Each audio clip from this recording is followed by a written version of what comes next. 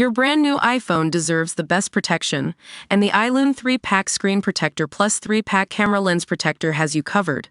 Don't take risks with your iPhone. Click the link in the video description to shop now on Amazon. Welcome to Champions League Spotlight. I'm your host.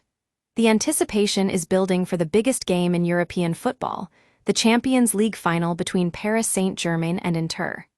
We've got Michael Cox, our tactics writer, and James Horncastle, Italian football correspondent, joining us to answer all your questions on how this battle will be won and lost. Michael, you think PSG will dominate possession but ultimately fall short. What makes you think that, and who do you see being the key players for Inter? Cox, well, I believe PSG's attack will be their downfall. They've had some impressive performances in the knockout rounds, but I'm concerned about their ability to cope with a strike duo like Lautaro Martinez and Edin Dzeko.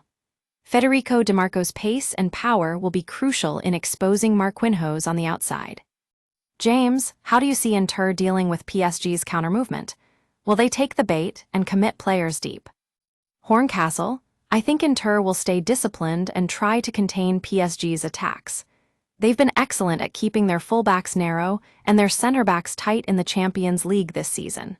That being said, if PSG can exploit any weaknesses in Inter's defense, they might just be able to break them down. Michael, what about Benjamin Pavard? Will he start for Inter, and how will he affect their defensive solidity? Cox, I think Pavard will definitely feature, but it's not clear yet whether Bissek or him will come in for him. Pavard has an incredible record in the Champions League, and his attacking threat could be a game-changer. However, Inter need to be careful not to expose their left-back too much. James, how have Inter made themselves competitive in Europe, despite having a lower budget and an older squad? What's behind their winning mentality? Horncastle, it's a combination of factors, but mainly it comes down to the culture within the club.